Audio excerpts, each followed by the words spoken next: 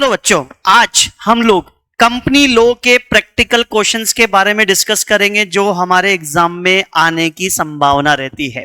आओ डिस्कस करते हैं कुछ आईएमपी क्वेश्चंस जो कंपनी लॉ के प्रैक्टिकल सब्जेक्ट से रिलेटेड है। प्रैक्टिकल क्वेश्चंस जैसे कि पहला क्वेश्चन यहां पे दे रखा है मेरे बच्चे, ABC limited are in compliance with the provision of company act 2013 related to private placement. Private placement का क्वेश्चन सेक्शन कौन सा लगेगा, जल्दी से बोलो। Section number 42। सेक्शन नंबर 42 क्या बोलता है कि एक कंपनी प्राइवेट प्लेसमेंट के बेसिस पे शेयर्स इशू करती है तो मैक्सिमम कितने लोगों को दे सकती है, 50, और रूल्स में कितना लिखा हुआ है, 200। तो हम कितने मानते हैं, 200, और 200 की कैलकुलेशन में हम किसको शामिल नहीं करते मेरे बच्चे, हम शामिल नहीं करते क्यूआईबी, क्वालिफाइड इंस्टीट्यूशनल बायर, और ऐसे एम्प्लॉय जिनको ईएसओएस के बेसिस पे शेयर्स दिए थे। तो क्या लिखा हुआ है क्वेश्चन में, ABC limited want to raise the fund for the upcoming project. Upcoming project के लिए कंपनी फंड रेज कर रही है प्राइवेट प्लेसमेंट के बेसिस पे। कितने लोगों को, 55 लोगों को दे रही है मेरे बच्चे। कितने लोगों को, जल्दी से बोलो, 55 लोगों को दे रही है, जिसमें से 4 क्यूआईबी है। तो क्यूआईबी को एक्सक्लूड कर दो। क्यूआईबी को एक्सक्लूड करेंगे तो कितने बच्चे मेरे बच्चे, 51, विच इज लेस देन 200। तो कंपनी प्राइवेट प्लेसमेंट में एक फाइनेंशियल ईयर में मैक्सिमम कितने लोगों को प्राइवेट प्लेसमेंट के बेसिस पे शेयर्स दे सकती है, 200। तो यहां पे तो कितने को दे रहे हैं, 51। क्या दे सकते हैं, यस इट्स वैलिड। क्या दे सकते हैं, यस इट इज वैलिड। दूसरा क्वेश्चन, पहले वाले पॉइंट में अलॉटमेंट करने, बिफोर अलॉटमेंट, अलॉटमेंट नहीं किया, क्वेश्चन ध्यान से देखना, अलॉटमेंट से पहले 155 लोगों को डिबेंचर और दे रहे हैं। अब मुझे बताओ, पहले वाला अलॉटमेंट हुआ नहीं है, कितने लोगों का था, 51, 155 लोगों को और दिया, कितने लोगों का हो गया, विच इज मोर देन 200। क्या हम दे सकते हैं, क्या नहीं दे सकते हैं क्या? अच्छा, यहां पे बोलता ऊपर वाले का अलॉटमेंट हो गया है, ऊपर वाले का अलॉटमेंट क्या अब दे सकते हैं? हाँ अब दे सकते, क्योंकि यहां पे डिबेंचर है। बेटा ध्यान रखना, इक्विटी शेयर्स की अलग लिमिट है, डिबेंचर्स की अलग लिमिट है। लेकिन अगर अलॉटमेंट से पहले देते हो तो प्राइवेट प्लेसमेंट ऑफ सिक्योरिटी सब मिक्स कर देगा। टोटल कितने लोगों को, 200 जनों को, 200 जनों को शेयर्स डिबेंचर सब मिला के। लेकिन पहले अगर शेयर्स का अलॉटमेंट हो गया है तो वो खत्म हो गया, अब डिबेंचर का नया शुरू हो गया। तो यहाँ पे बिफोर अलॉटमेंट है, क्या है यहाँ पे, तो बिफोर अलॉटमेंट है तो पहले वाले के साथ मिक्स हो जाएगा, और टोटल कितना हो रहा है, 206। तो यहाँ पे नहीं कर सकते। अगर आफ्टर अलॉटमेंट बोलता तो कर सकते हैं। क्या पब्लिक कंपनी प्राइवेट प्लेसमेंट ला सकती है? Yes but obvious, private placement ला सकती है, पब्लिक कंपनी भी ला सकती है और प्राइवेट कंपनी भी ला सकती है। सेकेंड नंबर क्वेश्चन ध्यान से देखिएगा मेरे बच्चे, क्या लिखा हुआ है कि कंपनी की नीचे शेयर, ऑथराइज कैपिटल से मतलब नहीं है, पेडअप कैपिटल। पेडअप कैपिटल कितनी है मेरे बच्चे, 1 करोड़। कितनी है मेरे बच्चे, 1 करोड़। पेडअप कैपिटल कितनी है मेरे बच्चे, 1 करोड़ रुपए है। फ्री रिजर्व कितना है, 3 करोड़। कितना मेरे बच्चे, 3 करोड़। जल्दी से लिख लेते हैं अपन यहां पे, paid up share capital 1 crore, free reserve कितना है मेरे बच्चे, 3 करोड़। फिर उसके बाद नेक्स्ट क्या लिखा हुआ है, कंपनी क्या देना चाहती है, बोनस शेयर्स। बोनस इशू कौन से रेशो में, 1:2, यानी कि 1 शेयर मिलेगा कितनों के बदले में, 2 के बदले में। तो कंपनी के शेयर्स कितने हैं, 10 लाख। कितने हैं, तो 10 लाख के बदले में कितने बोनस शेयर्स इशू होंगे मेरे बच्चे, 5 लाख। कितने इशू होंगे, तो कंपनी बोनस इशू लाएगी कितने शेयर्स का, 5 लाख शेयर्स का। कितने शेयर्स का बोलना मेरे बच्चे, 1 शेयर कितने रुपए का, 10। तो कितने लाख रुपए के बोनस शेयर्स इशू होंगे, 50 लाख के बोनस शेयर्स इशू होंगे। ठीक है, तो आपको बताना है कि इशू कर सकते कि नहीं। सबको पता है बोनस शेयर्स हम किस में से इशू करते हैं, सीआरआर, सिक्योरिटीज प्रीमियम और फ्री रिजर्व। सीआरआर क्वेश्चन में गिवन, देखो सीआरआर क्वेश्चन में है ही नहीं, सिक्योरिटीज प्रीमियम क्वेश्चन में है ही नहीं। फिर अंत में क्या बचता है हमारा, जीरा 1, जिसको हम क्या बोलते हैं, फ्री रिजर्व। फ्री रिजर्व में क्या आता है, जनरल रिजर्व और प्रॉफिट एंड लॉस। तो कितना है मेरे बच्चे, ये 3 करोड़। कितना है हमारे पास, तो हम इजीली बोनस शेयर्स दे सकते हैं। बोनस शेयर्स में कोई दिक्कत, तो पूरा पैसा कहां से ले आएंगे हम, फ्री रिजर्व से। कहां से ले आएंगे, तो क्या बोनस शेयर्स दे सकते हैं, बोनस शेयर्स इशू कर सकते हैं? यस, 50 लाख रुपए के बोनस शेयर्स हम इशू कर सकते हैं। तीसरा क्वेश्चन बोलता है paid up capital plus free reserve दोनों मिला के 50 लाख कंपनी बायबैक करना चाहती है। बायबैक कितने का कर रही है मेरे बच्चे? 4,50,000। क्या is special resolution should be pass? क्या स्पेशल रेजोल्यूशन पास करना पड़ेगा बायबैक के लिए? सबसे पहले बायबैक की लिमिट कितनी? 10%। 10% किसका? Paid up, equity share capital plus free reserve plus, अगर इतना करेंगे तो क्या पास करना पड़ेगा? इससे ज्यादा करेंगे तो क्या पास करना पड़ेगा? एसआर। तो पेड अप कैपिटल और फ्री रिजर्व कितना? 50 लाख। 50 लाख का 10% 5 लाख। 50 लाख का 10% कितना आएगा मेरे बच्चे? 5 लाख। तो हम 5 लाख रुपए तक का बायबैक करेंगे तो क्या पास करना पड़ेगा? पीआर। और इससे ज्यादा का करेंगे तो क्या पास करना पड़ेगा? हम बायबैक कितने का कर रहे हैं? Which is less than 5 lakh, तो इसके लिए क्या पास करना पड़ेगा? तो एसआर पास करने की जरूरत है क्या? नहीं, एसआर पास करने की जरूरत। टाइम लिमिट बायबैक कितने समय में कंप्लीट हो जाना चाहिए? सबको पता ही है, 12 महीने में कंप्लीट हो जाना चाहिए। और रेशो क्या आना चाहिए? डेब्ट इक्विटी रेशो का आफ्टर बायबैक 2:1 मैक्सिमम, इससे ज्यादा नहीं होना चाहिए। चलो नेक्स्ट क्वेश्चन करते हैं। इक्विटी शेयर्स 30 लाख यानी कि 3 लाख शेयर्स, ये free reserve, securities premium, CR, revaluation reserve से कोई मतलब नहीं होता। कंपनी बोनस शेयर्स लाना चाहती है। चलो बोनस शेयर्स का दूसरा क्वेश्चन और कर रहे हैं। बोनस इशू का रेशो क्या है? 1:3 और 1:2। तो ये बोलना चाहता है दोनों ला सकते हैं कि दोनों में से कोई एक। तो पहले 1:3, एक के बदले में 3 के बदले में कितने शेयर्स? 1। तो कंपनी के अभी 3 लाख शेयर्स हैं। कितने शेयर्स हैं? तो कंपनी बोनस इशू कितने लाएगी? 1 लाख शेयर्स बोनस के रूप में। एक शेयर की कीमत कितनी? तो कितने लाख रुपए के हो गए? 10 लाख रुपए के बोनस इशू लाएंगे। कितने लाख रुपए के? तो ये 10 लाख रुपए कहां से आएंगे? सीआरआर, सिक्योरिटीज प्रीमियम या फिर फ्री रिजर्व? कहां से आएगा मेरे बच्चे? तो सीआरआर। क्या सीआरआर है हमारे पास? हाँ। कितने का है? 4 लाख। क्या सिक्योरिटीज प्रीमियम है? हाँ, 3 लाख। 4 और 3 7, 3 लाख चाहिए फ्री रिजर्व से, 5 लाख पड़े, आराम से ले लो। तो हम इजीली क्या ला सकते हैं? 1:3 के रेशियो में बोनस शेयर्स। अब देखते हैं क्या हम लोग 1:2 में लाएंगे। शेयर्स कितने? 3 लाख।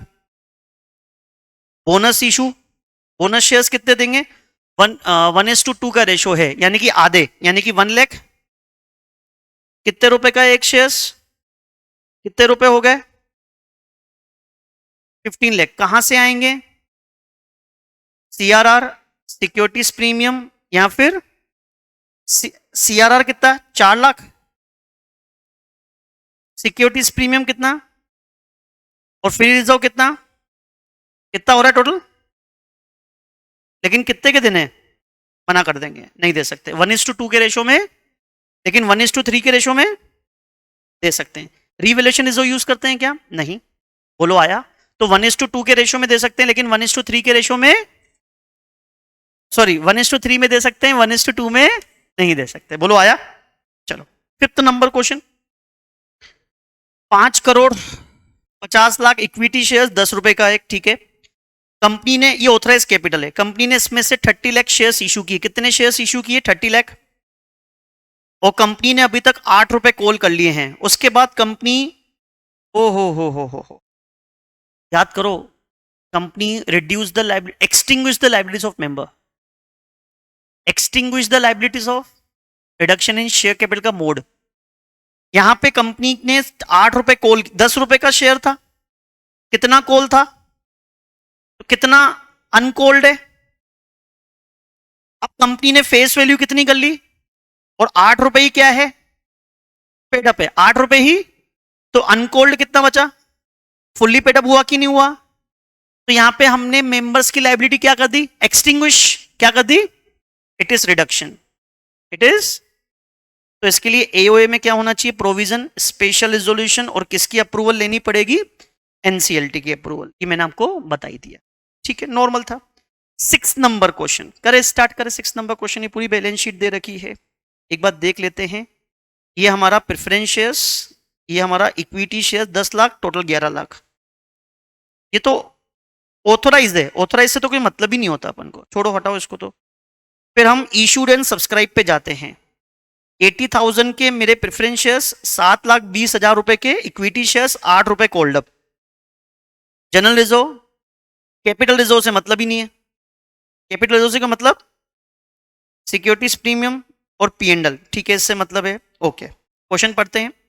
कंपनी ने 2 रुपए कॉल्स का पेमेंट कर दिया, चलो ये शेयर हो गया फुल्ली पेड अप।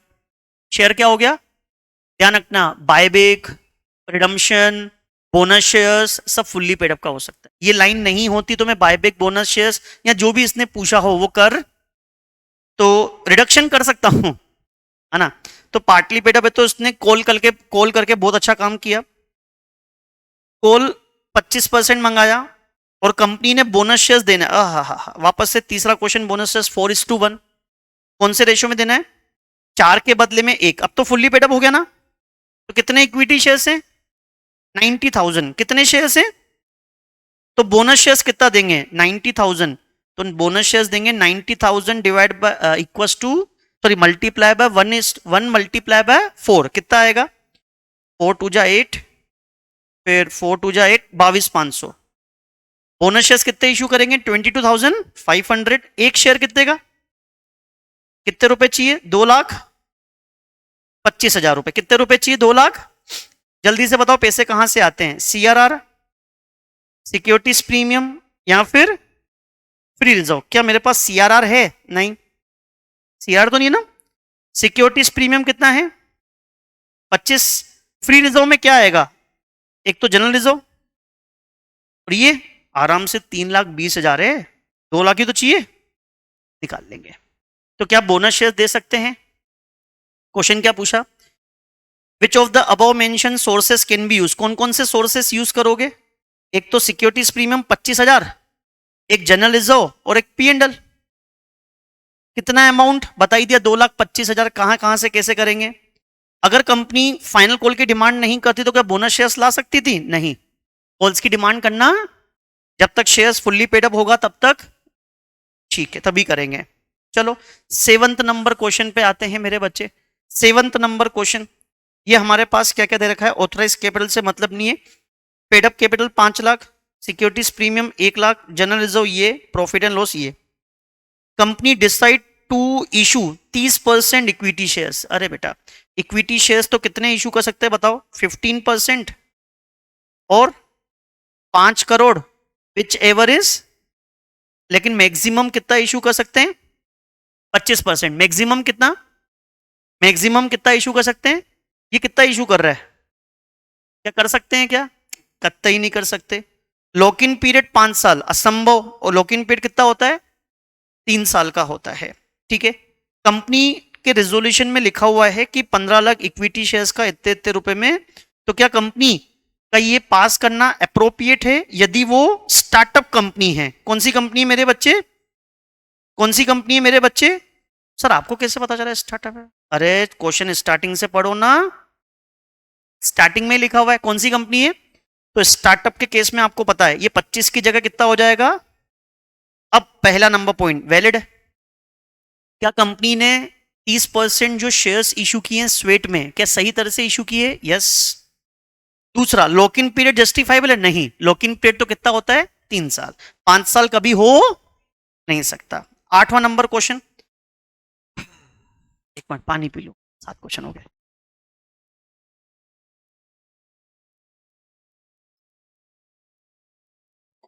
एक बार रीड कर लो। 2 क्लासें, ठीक है, एक 30 लाख, एक 5 लाख, ठीक है, ठीक है। यहां पे एक बंदे के पास 5 वोट हैं, एक बंदे के पास, ठीक है, नहीं नहीं नहीं, नहीं उल्टा बोल गया, एक शेयर पे 1 वोट, यहां पे 5 शेयर्स पे 1 वोट, बड़ी ना इंसाफी है। कंपनी के पास 2 क्लासेस हैं, ठीक है। The companies MOA AOA has been given the companies power, अपन ने पढ़ा था variation of members right, variation of members right, कौन सा सेक्शन है? 48, सबसेक्शन नंबर 1। वेरिएशन करना है तो हमको क्या पास करना पड़ेगा? एसआर, मतलब कितनी कंसेंट? 75%। फिर उसमें 48 सबसेक्शन नंबर 2 पढ़ा था, कम से कम 10% डिसेंटिंग शेयर होल्डर। एनसीएलटी के पास जाके ये वाला रिजोल्यूशन क्या करवा सकते हैं? कैंसिल करवा सकते हैं, कैंसिल करवा सकते हैं डिसेंटिंग शेयर होल्डर। ठीक है, क्या लिखा हुआ है? फिर उसमें हमने पढ़ा था वेरिएशन करना है तो एमओए एओए से आपको इजाजत होनी चाहिए, तो इजाजत इन्होंने दे दी है मेरे बच्चे। एक होल्डर है 40,000 शेयर्स का, उन्होंने अपनी कंसेंट दे दी। चलो लिखते हैं, 40,000 शेयर होल्डर ने क्या बोला? यस। क्या बोला? और कंपनी के टोटल शेयर्स कितने हैं? 50,000। कितने शेयर्स हैं? 50,000। कौन से शेयर्स हैं मेरे बच्चे? 50,000। कितने शेयर्स हैं जल्दी से बोलो। हम क्या क्लास 2 वाले की बात कर रहे हैं, कौन से वाले क्लास की बात कर रहे हैं? तो कितने शेयर्स हैं मेरे बच्चे? तो 50,000 में से 40,000 ने हाँ बोला, तो 10,000 एज्यूम कर लेते क्या बोला होगा? ये कौन होंगे? डिसेंटिंग। ठीक है, आगे क्या लिखा हुआ है? आउट ऑफ डिसेंटिंग 4500 एनसीएलटी के पास जाना चाहते हैं। कितने शेयर्स? सबसे पहले देखो, 40,000 ने हाँ बोला, दैट इज 80% ने हाँ बोला। 80% कैसे निकला? 40,000 लोगों ने हाँ बोला, आउट ऑफ टोटल 50,000, तो इंटू 100 करेंगे तो कितना आएगा? 80%।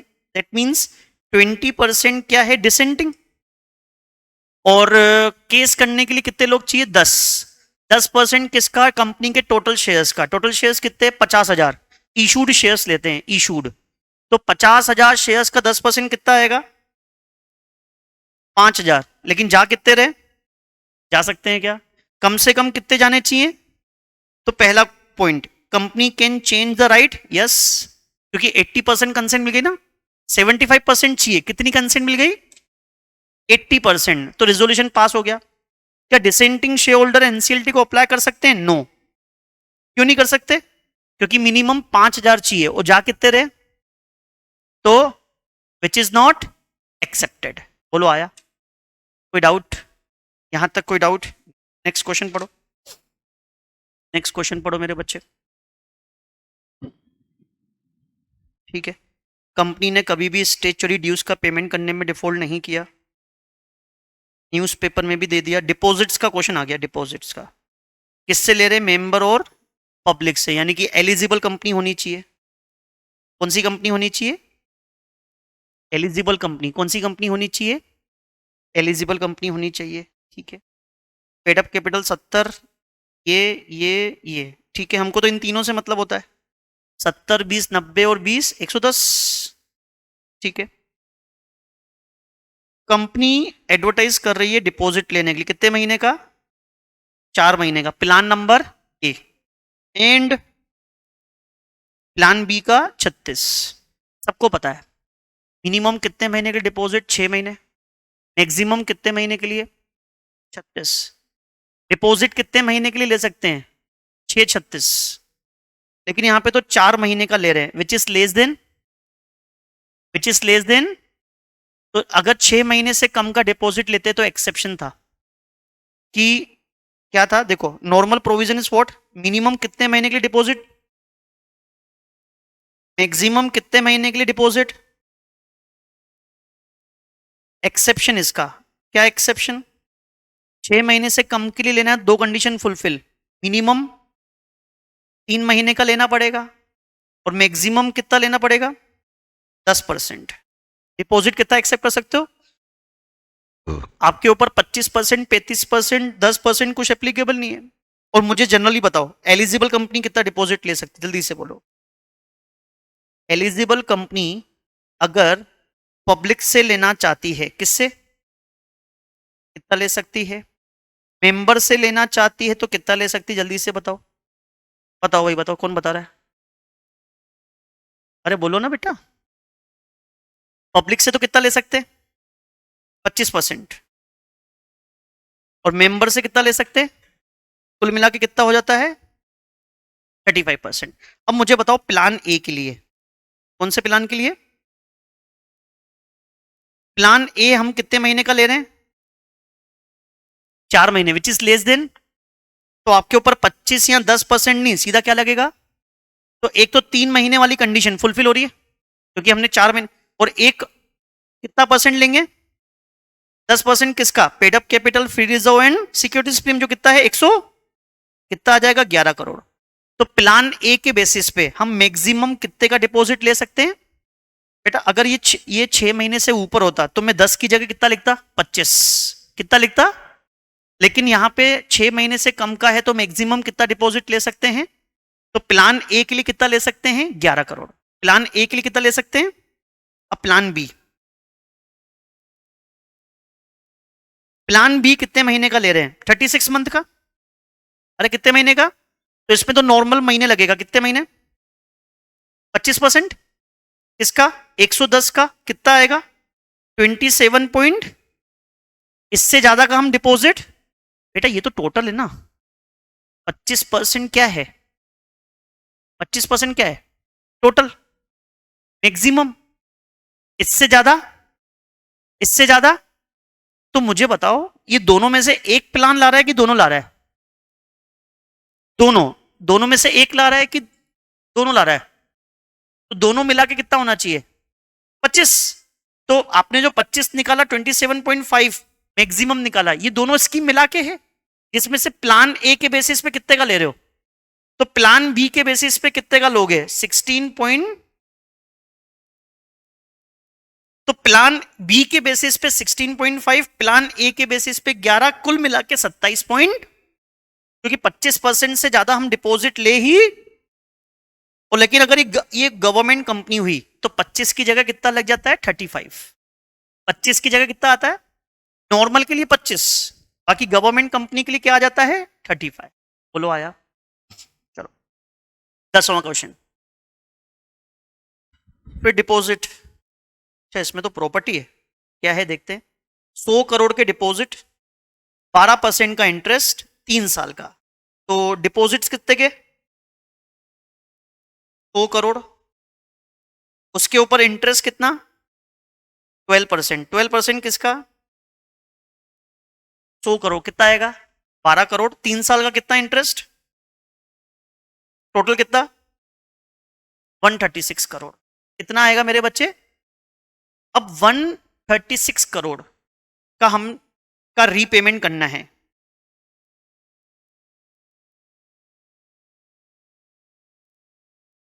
फ्यूचर में करेंगे, अभी तो हम एस्टिमेट निकाल रहे हैं। 100 करोड़ का डिपॉजिट लिया, 36 करोड़ का हम लोगों ने क्या पे करा?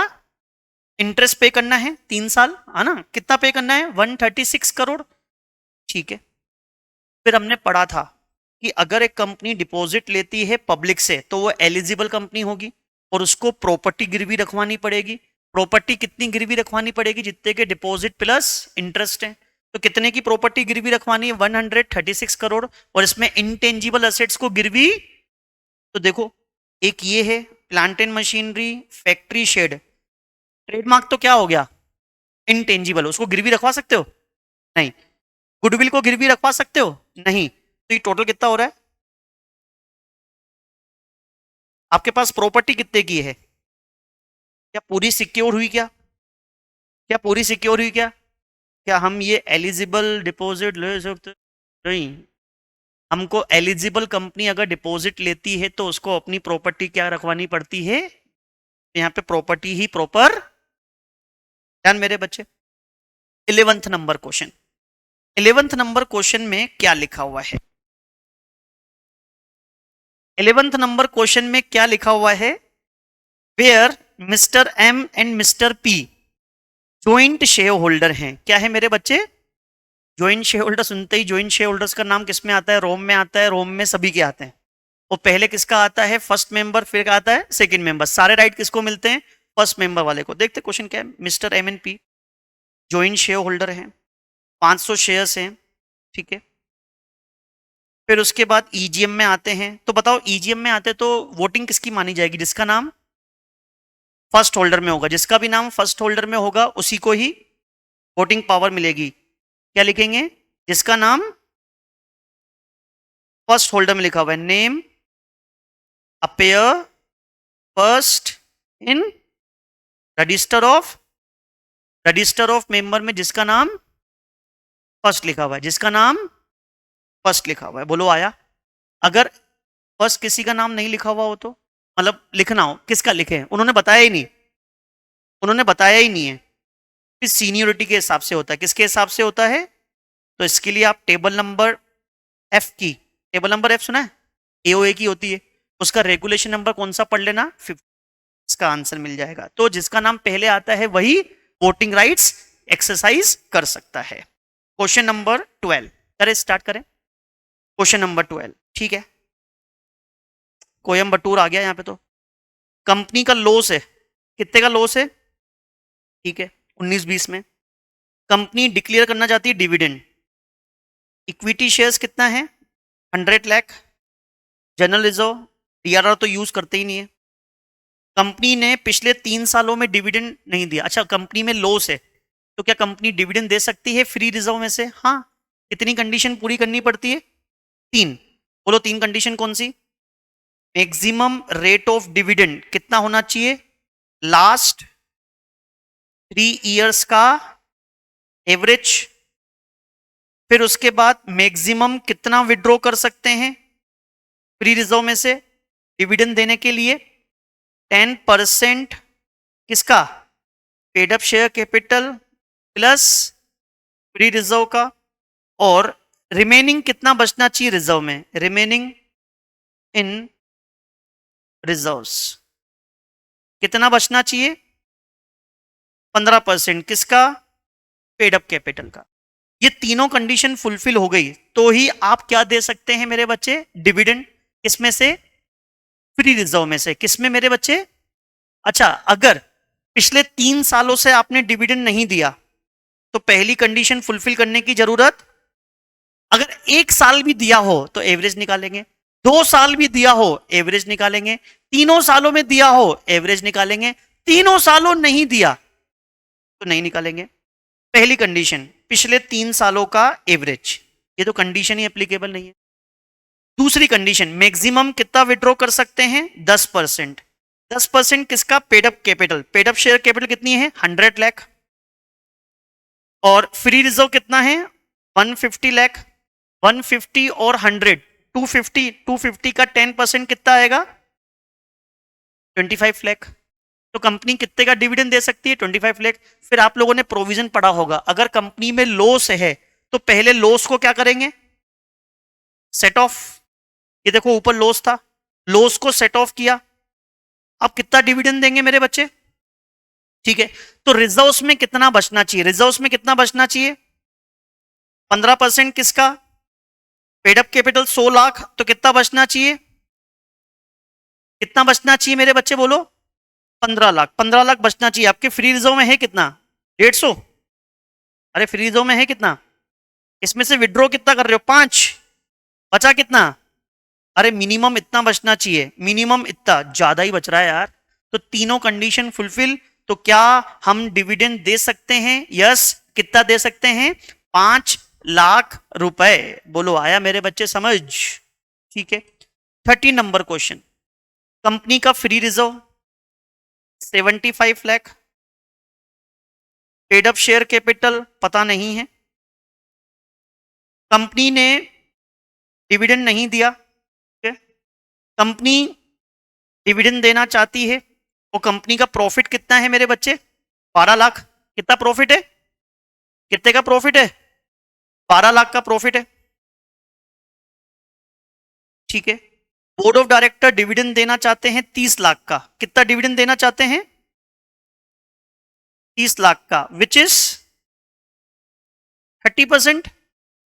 अच्छा, आपको पता है डिविडेंड की रेट कैसे निकालते हैं, डिविडेंड की रेट निकालते हैं, रेट ऑफ डिविडेंड, डिविडेंड का amount divide by paid up share capital into 100। Dividend की रेट कितनी, 30%। डिविडेंड का अमाउंट कितना, 30 लाख। डिविडेंड का अमाउंट कितना है, 30 लाख ही था ना, हाँ। डिविडेंड का अमाउंट कितना, 30 लाख। और पेड अप कैपिटल हमको पता, तो क्रॉस मल्टीप्लाई कर लेंगे, paid up share capital equals to 30 lakh divide by equals to 100 lakh. तो 100 लाख की क्या आ गई मेरे बच्चे? Paid up capital.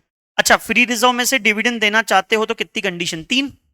Last 3 years का एवरेज, तो वो तो है ही नहीं, तो मानेंगे कि वो फुलफिल करने की जरूरत। मैक्सिमम कितना विड्रॉ कर सकते हैं? 10% किसका? Paid up share capital. Paid up share capital कितनी? 100 लाख। ये रहा, अभी भी निकाला। फ्री रिजर्व कितना? 75। 100 और 75, 175 का 10% कितना आएगा? 17 पॉइंट। मैक्सिमम इतना निकाल सकते हैं, इससे ज्यादा हम निकाल, ठीक है।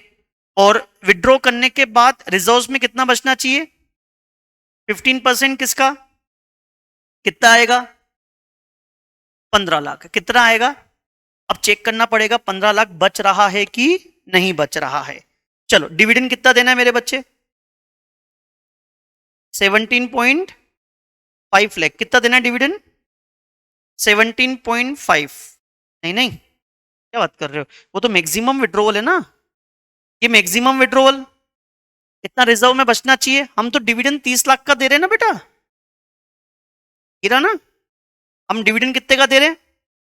और 12 लाख तो हमारे पास पड़े हुए हैं। अरे 12 लाख तो हमारे पास चाहिए। कितने?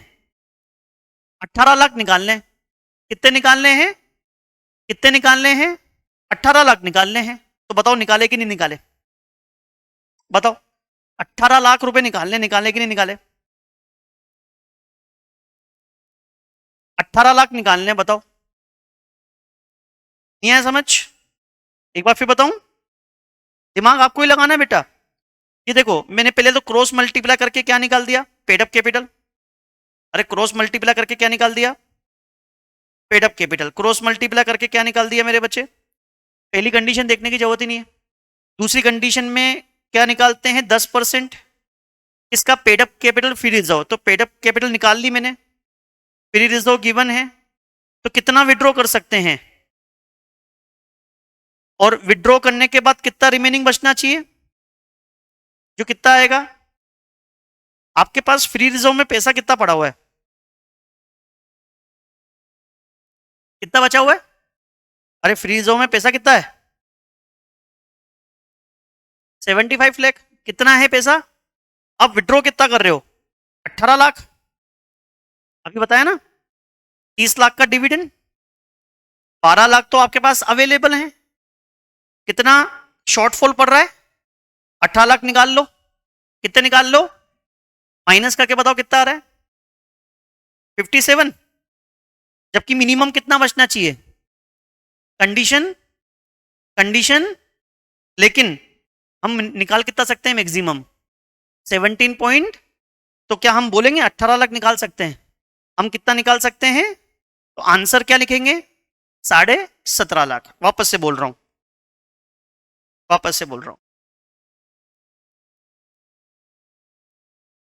हमको डिविडेंड कितना देना है? 30 लाख। हमारे पास प्रॉफिट कितना अवेलेबल ऑलरेडी, और कितना चाहिए? ये हमको किससे चाहिए? लेकिन हमको बोला गया है कि मैक्सिमम कितना विड्रॉ कर सकते हो? क्या 18 लाख विड्रॉ कर सकते हैं क्या? तो भैया, क्या हम डिविडेंड दे सकते हैं क्या 18 लाख? मैक्सिमम कितना विड्रॉ कर सकते हैं? बस आंसर बोलो आया। 14 नंबर क्वेश्चन। 14 नंबर क्वेश्चन, हमको 5 साल का प्रॉफिट दे रखा है। कैलकुलेट कंपनी कितना सीएसआर में लगा सकती है। आपको तो पता है, सीएसआर में कितना पैसा लगा सकते हैं? 2% of average net profit. Average net profit पिछले 3 सालों का। कितने सालों का निकालते हैं? 5 नहीं, पिछले 3 साल। तो पिछले 3 साल यहां से देखना, ऊपर से मत देखना। पिछले समझते हो ना, प्रीवियस। तो कितना? 50, 70, 30 डिवाइड बाय 3, कितना आ जाएगा? 50 करोड़। एवरेज नेट प्रॉफिट कितना आया? 50 करोड़। 50 करोड़ का 2%, 50 करोड़ का 2% कितना आएगा? 1 करोड़। 1 करोड़ आएगा ना? हाँ। तो हम कितना सीएसआर एक्टिविटी में स्पेंड करना चाहिए? मिनिमम 1 करोड़।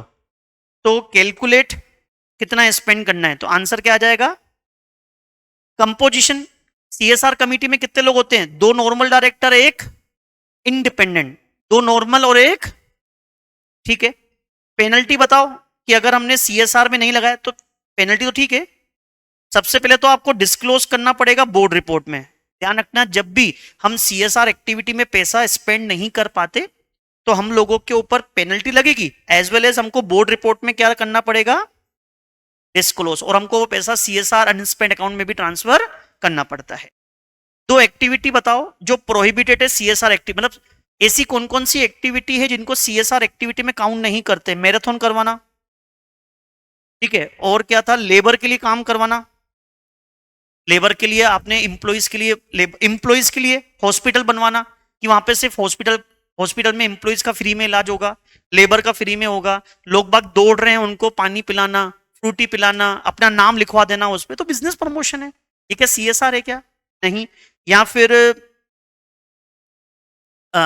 पॉलिटिकल पार्टी में कंट्रीब्यूशन करना, तो मैं तो आपको इतनी सारी बता दी, 2 ही लिखनी थी, ठीक है। और कितने क्वेश्चन है, 2 ही क्वेश्चन बचे हुए हैं, ठीक है। 15 नंबर क्वेश्चन, 15 नंबर क्वेश्चन, ये नेट वर्थ, टर्नओवर, प्रॉफिट, क्या बताना है कि क्या इनको सीएसआर कमेटी बनानी है। अच्छा, सीएसआर कमेटी किस किस को बनानी है, 5, 500, 1000, बताओ 5, 500, 1000 में क्या क्या आएगा। 5 करोड़ का क्या होना चाहिए, नेटवर्थ कितनी होनी चाहिए, और आपका टर्नओवर कितना होना चाहिए, तीनों में से एक की तीनों, अरे तीनों में से एक की तीनों, जल्दी से बोलो, तीनों में से एक की तीनों, तीनों में से एक, तीनों में से, चाहे प्राइवेट कंपनी हो, पब्लिक कंपनी हो, कोई सी भी हो, 5, 500, 1000। और ये डाटा कौन सा देखते हैं, प्रीवियस ईयर का, जैसे प्रीवियस ईयर में हमारा इन तीनों में से हो तो इस साल एप्लीकेबल है, तो ध्यान रखना इस साल एप्लीकेबिलिटी के लिए डाटा कौन से देखेंगे, करंट ईयर कभी नहीं देखेंगे, ठीक है। तो आपको एप्लीकेबिलिटी 20-21 से बताना है, तो आपको प्रीवियस ईयर कौन सा होगा, 19-20, यानी कि ये वाला, ये तो करंट है, ये करंट है, ये क्या हो गया, तो डाटा कौन सा देखोगे, प्रीवियस। नेटवर्थ 100 करोड़, क्या लिमिट फुलफिल, 500 चाहिए। टर्नओवर 500, कितना चाहिए, 1000। नेट प्रॉफिट 1 करोड़, कितना चाहिए, ये भी फुलफिल नहीं हुआ, तो क्या इस साल हमको सीएसआर कमेटी बनानी है, नहीं। बच्चा देखेगा यहां, टर्नओवर 1000 हो गया सर, बेटा बच्चा देखेगा यहां, तीनों में से एक लगना चाहिए ना, लग गया, तो बेटा अगले साल से, ये तो हमसे 20-21 पूछा, 21-22 से एप्लीकेबल होगा, और ये भी 6 महीने का डाटा दे रखा है, साल भर का देखना होता है। तो हमेशा ध्यान रखना, सीएसआर कमेटी में 5, 500, 1000 प्रीवियस ईयर का डाटा देखेंगे, किसका डाटा देखेंगे, ठीक है। अगला क्वेश्चन तो बहुत बड़ा क्वेश्चन है, पढ़ो,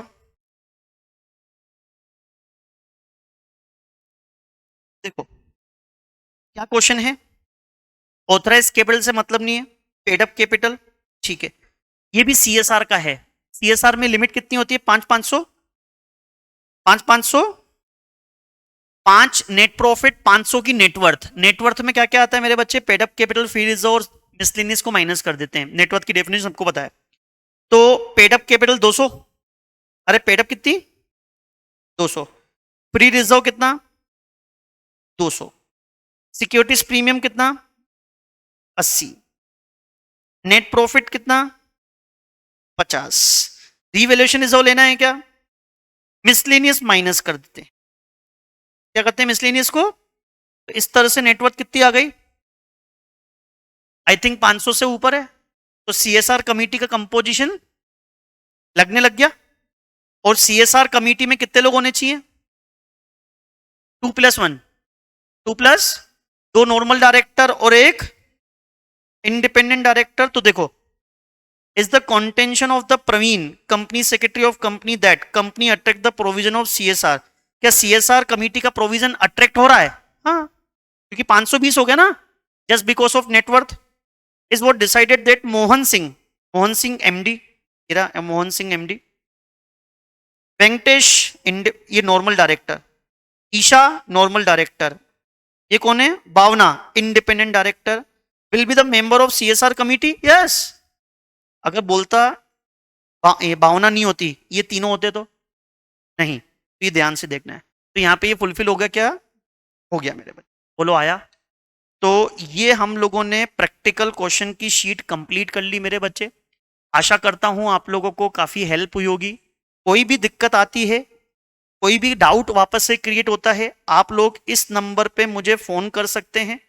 फोन ना उठाऊं तो आप मैसेज कर सकते हैं, और भी आईएमपी क्वेश्चन चाहिए तो आप मुझसे कांटेक्ट कर सकते हैं। Thank you.